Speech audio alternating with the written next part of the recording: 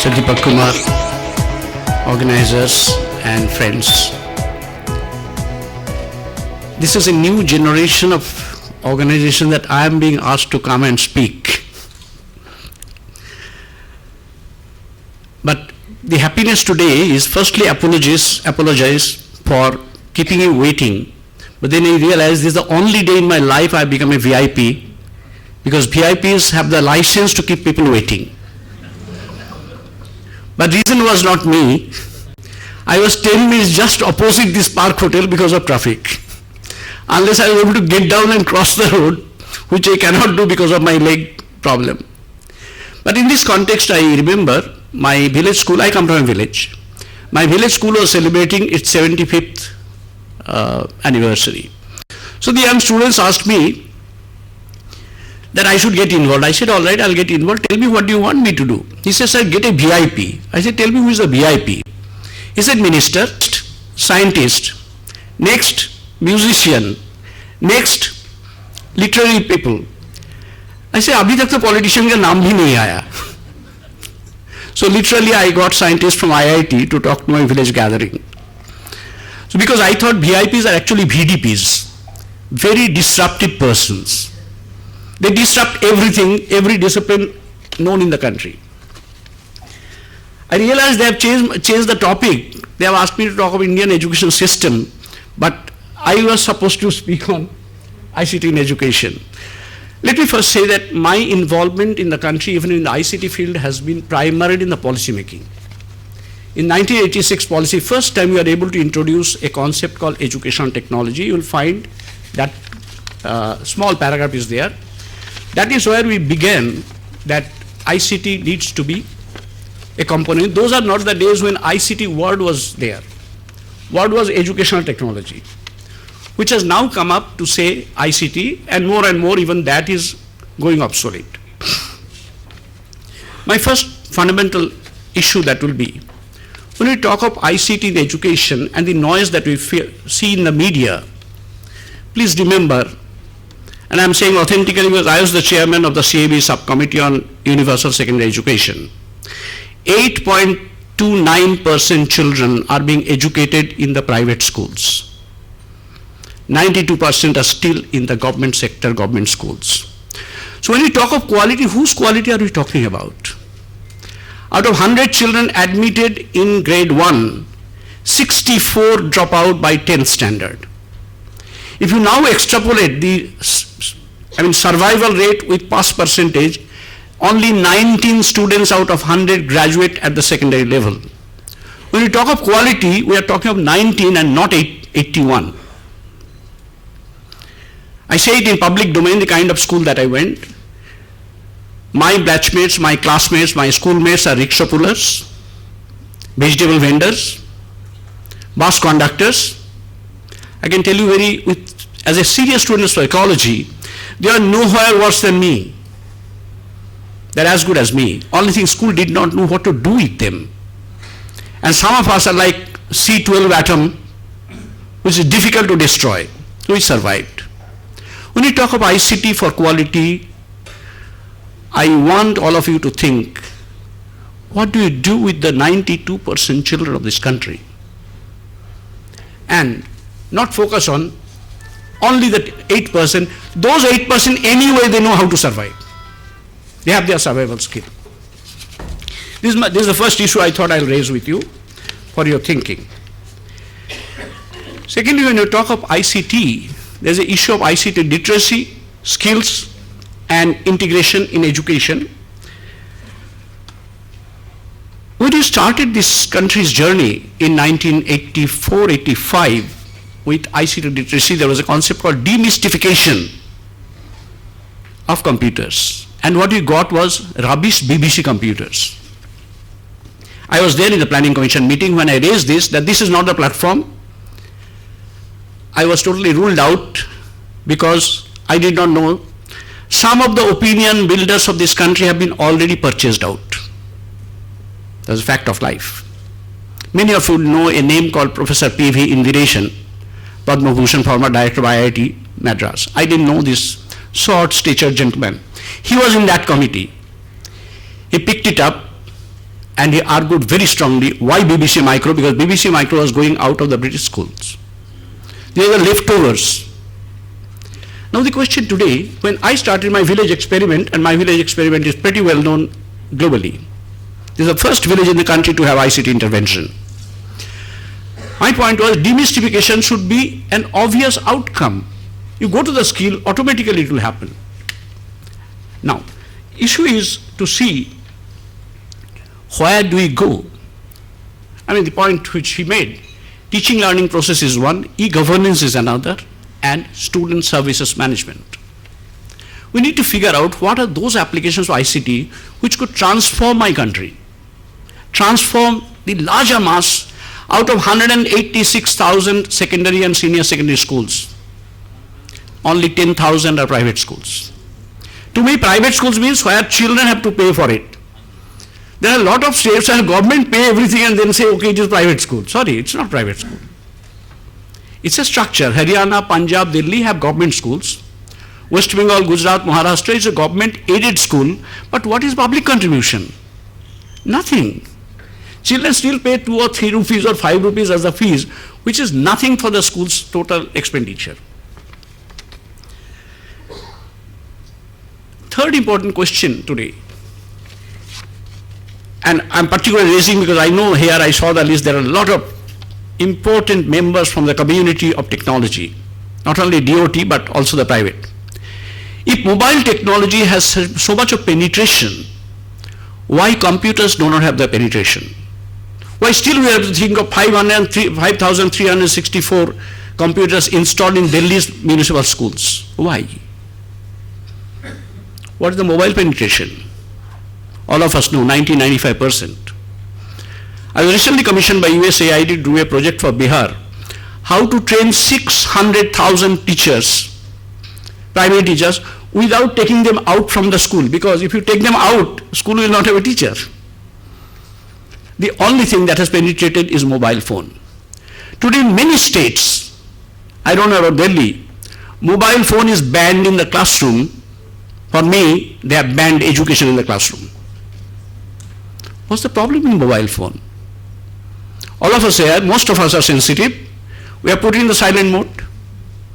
When I do programs for college principals or school principals, I tell them, please don't put off your mobile phone, because you'll be all the time worried, kiska call tha? You put it in silent mode, keep it on the table so that you can see kiska phone hai, whether you need to take or you don't need to take. Now the question today in Bihar, I recommended delivery of teacher training program through mobile phones. And today, 5,000 and above, any mobile phone is capable of handling all that. It's possible. We need to figure out the new generation technology which could go deeper into it. We are all the time talking about Akash. Fair enough, let Akash come. But this small phone has all the capability that normally we are looking for.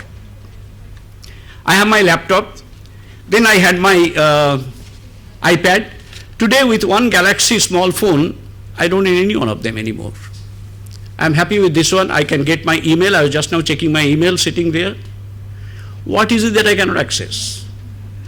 So this is another domain where I would request my colleagues from the technology domain to see what do you do with the handheld devices. That is going to be the order of the day. How do we create an opportunity of learning? Because that has penetrated in the village also. Not the computer, but certainly mobile phone has penetrated. ICT for students versus teachers is a very serious issue. Despite I have been involved in the policy making and I have failed to convince the government. Government always went for computer for students and not for teachers, without realizing teacher is the gatekeeper of the classroom. Many states have come up with a political decision to give laptops to students. We are commissioned by Intel and the government of Assam to evaluate for Assam. And they started, remember, they are the pioneers. 2005 they started. All the states have joined much later. What they do is those children who get first division in 10th standard board examination are given laptops. Nobody has sold out. Nobody has misused, but schools have banned laptop. You cannot bring to the school. Children who stay in the hostels have banned laptop. And worst, mothers have banned laptop for their daughters. It has been locked up in the cupboard कि तेरे इम्तिहान हो जाए फिर हम निकाल के देंगे. Now the question is, why? Today, anyone sitting here, your son, your daughter is much more computer savvy than you.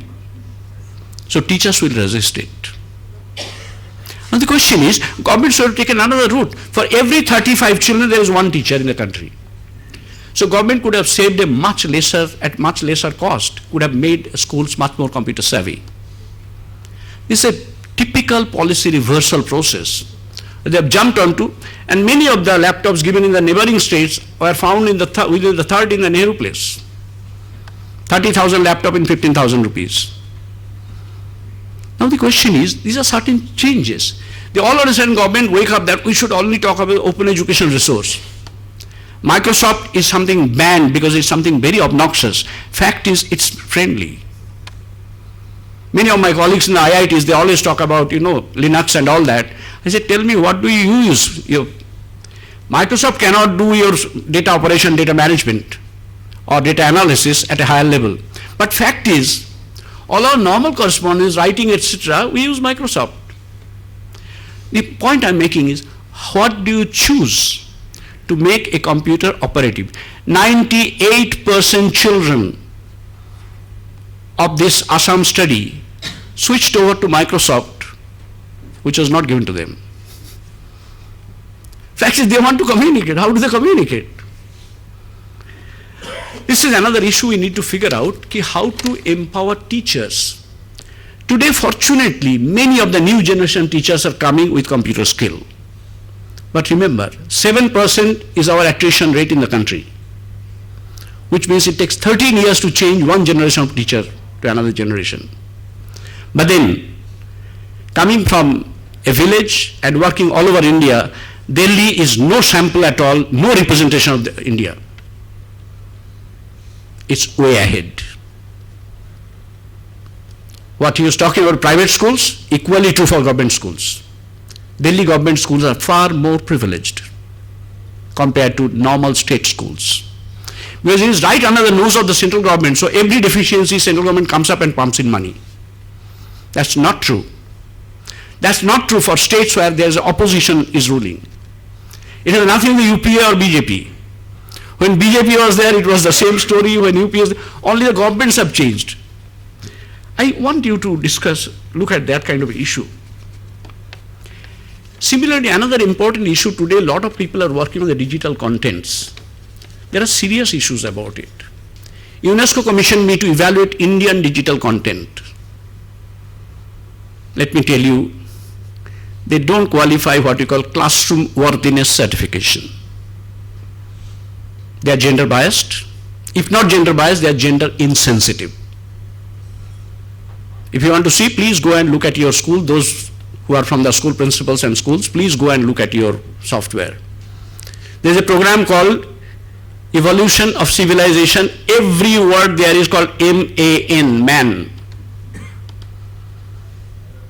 Not the humanity, not the woman. Please go and check. Not that they are deliberately done it. They are not sensitive enough. That we need to project the women in front. No country has progressed without that. What I did was simple symbolic. That all the time you look at the old people, like me, male, why? When I go to the schools and they ask me to lit the lamp, I simply ask, give me a child first. We have never questioned, for example, that questioning mind in why there are 5 wigs, why there are 7 wigs, why not 3, why not 1? Now, can ICT develop that questioning mind? You give an interpretation to why, you give an interpretation, there is some other interpretation available. Now the point that I was talking about is very serious matter. I wrote the EduSat document, so I also created a national inventory of educational content. So NIIT, EduCom, EduRite, HCL, JP, and all that, plus government sector. Interesting point is, you cannot buy part of EduComp and part of NIIT and part of EduRite, like whichever I like is the best. It's a package. If you go to CIET kind of organization, which is very good, Rajaram will come in the afternoon, the problem is they don't have a complete set.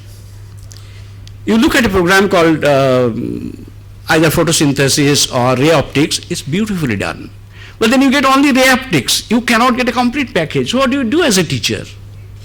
And you have no choice. Today, for example, a lot of other business is happening. You go for KEN, which was developed by one of our colleagues in IIT Bombay. It comes with a packaged software. All the smart boards comes with a packaged software. You don't have a choice. You don't have off the shelf that I buy this, like you go to the shop and buy books. You like my books, you buy it. If you don't like, you buy some other's book. Similarly, today the whole world is moving towards open education resource. Commonwealth of Learning has a chair on OER. And from Education Technology Management Academy, we do offer a lot of programs in which teach the teachers how to access open education resource. So now you have got a package program, you have got complete program, you have got OER. How do you choose? This is a serious issue. There are a lot of new jargons that is coming up and people get carried away by that. One of them I'm just touching, not the other ones, called the flipped classroom. Many of you are familiar. How many of you are familiar with flipped classroom? I know industry people are very familiar with all that kind of stuff. Basic idea is that let the children see the video first and then come back to the class to do the activities. Fair enough.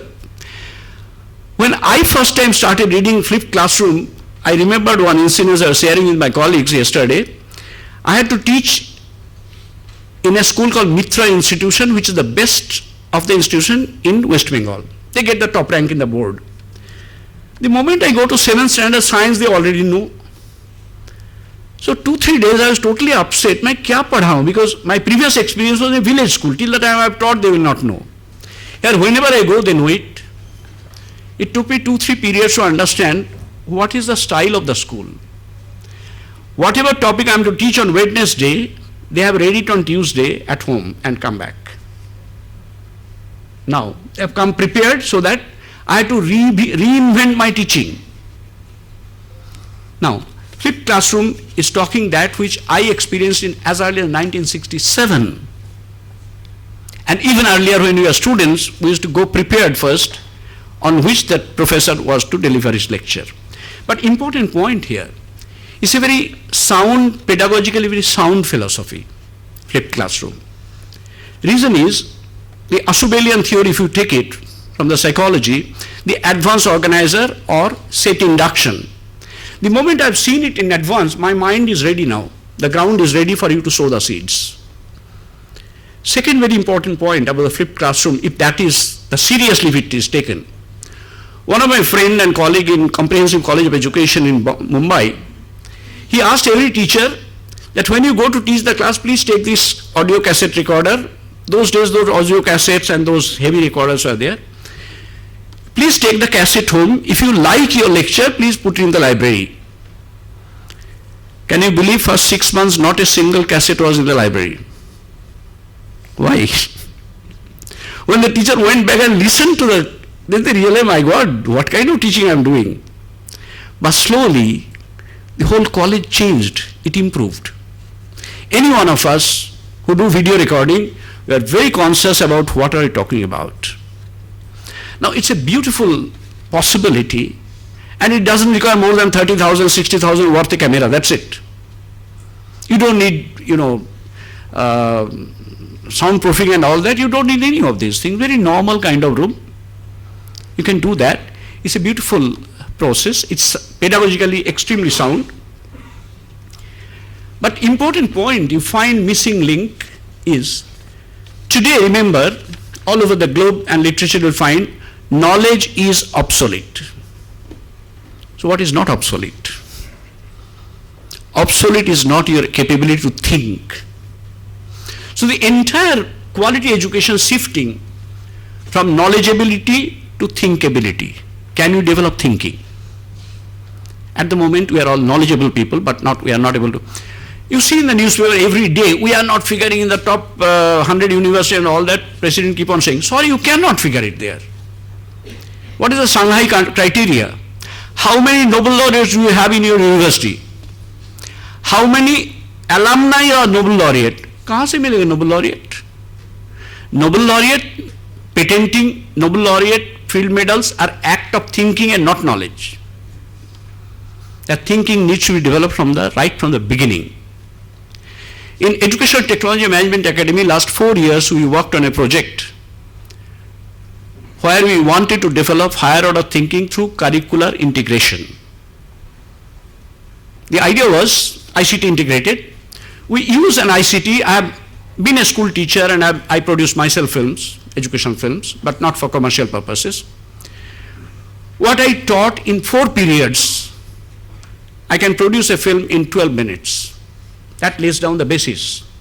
Now the whole idea that we did, with 12 minutes of video film and then with teacher intervention, the first period, what we called as a teacher, how many of you are teachers here? Can I see the hands? Good, so a lot of people are in my community. In the first 1 period, I was able to finish what we call curriculum coverage. Covering curriculum is the most important for the school angle. Now I have created 3 periods. We identified through our research 68 learning tactics, classified into 5 areas. Now that I've got 3 periods free, I involve students into those kind of learning activities or learning tactics. But then, just as flowers do not make a garland, you need to learn how to design it, and it is called learning design. Unfortunately, a word that is used in the schools is called lesson plan, which is an 18th century concept. Lesson plan is how I will teach you, not how you learn. You may or may not learn, it doesn't matter. Then came instructional design, which is a mutual collaboration between teacher and student. Then came learning design, where every learner is, when I normally do this training program, we recommend take up 5 or 6 tactics, don't take up 68 tactics, because it will become a mess.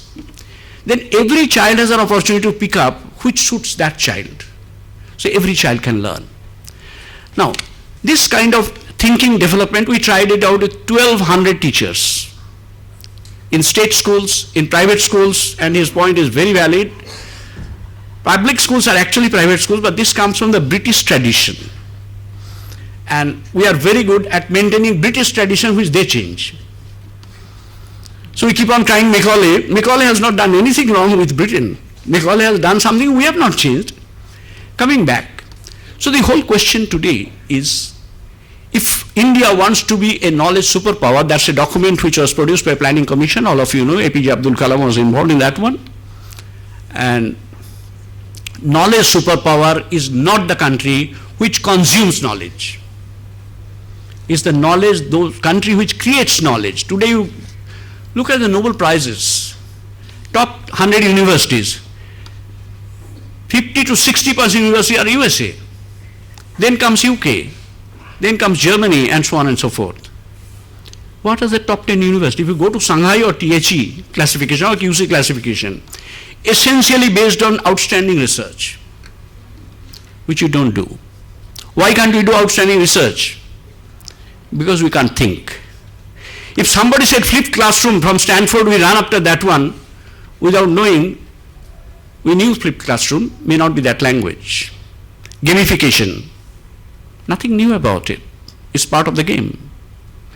Today we talk of multi-channel learning, incidental learning, 70-20-10 formula. Do you realize several thousands years ago in Hastana Satak it was written, Acharyat padam adatte, padam shishya samedhaya, padam ekam sa brahmacharibhi, padam kalakramenahi. So only 25% we learn from the formal education. Rest of all are incidental learning from friends, by yourself, and with time and experience. Our fundamental problem is we don't look at the past. We don't invent. Many times when I go to the schools, they will ask me, sir, what is the solution? I work with the own village teachers, about 150 of them. The moment they tell me a problem, I say, sorry, I know what is happening in the whole world because I'm a global person. But 5 of you can sit down and give me 3 solutions to the problem. I've done for 20 years now. Not a single occasion teachers did not know the solution. Today, principals, I know many principals here, principals as teachers are tormented. Ki, madam, I have got A to Z solution. Sorry, that's not education. That's commerce. Solution is something which teachers should develop. Tell me who knows best evaluation, the teacher or some vendors? We need to reconstruct ourselves.